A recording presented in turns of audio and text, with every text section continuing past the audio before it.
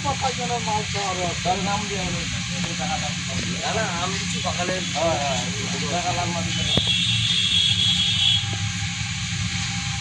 বলতে অতিরিক্ত ভয়ের বিষয় সব বিষয়, যেসব যেখানে সেখানে বোমা যদি এভাবে থাকে তো আমাদের সাধারণ মানুষ যারা যারা কাজের সাথে যুক্ত বা এখানে যে জায়গায় বোমটা উদ্ধার হচ্ছে সেখানে সকাল থেকে সারা দিন পর্যন্ত এখানে বাচ্চারা খেলাধুলা করে, কারণ এই যে সব কাঠের যে গর্দা মর্দাগুলো থাকে তারা পুরাই জ্বালানির জন্য, বা অনেক বকরি ছাগল এখানেও চড়তে আসে, এদের আঝুড়া মাঝুড়া লেগে যেয়ে আবার বাস্টিং ফাস্টিং হলে তো অনেক ক্ষতিকর বিষয় এটা।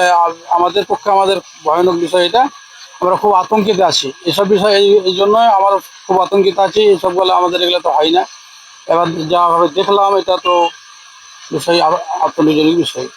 অবশ্যই ফারাক্কা থানার পুলিশকে ধন্যবাদ জানাবো এই বিষয়ে, যে ওনারা ওনাদের লোককে দিয়ে এতক্ষণ পর্যন্ত সেখানটাই গার্ড করে রেখেছেন বা এটাকে সতর্ক করে রেখেছেন, উদ্ধার করেছে, সতর্ক করেছে। না জানা ক্ষেত্রে হয়তো বাচ্চারা বা গরু ছাগল যে হয়তো অনেক কিছু হতে পারতো, ঘটনাটা ঘটে যেতে পারতো, সেটা ঘটেনি। যেটা হচ্ছে আমাদের ফারাক্কা থানার পুলিশ সেটা সঙ্গে সঙ্গে এটা যেহেতু কাজ করেছে, লোক পাঠিয়েছে সেখানে সতর্ক করেছেন এবং গার্ড দিয়েছেন। এই জন্য আমাদের ফারাক্কা থানার পুলিশকে এইসব কাজের জন্য আমি অনেক অনেক ধন্যবাদ জানাচ্ছি তাদেরকে। এরকম ভালো কাজের জন্য আরও যাতে ভালো কাজের জন্য তারা যেন এগিয়ে যায়, আমাদের সাধারণ মানুষের যাতে আতঙ্কতা যাতে না ঢুকে, এই কাজের জন্য আমি আশা করি যে আরও পরবর্তীতে যাতে সে ধরনের না হয়।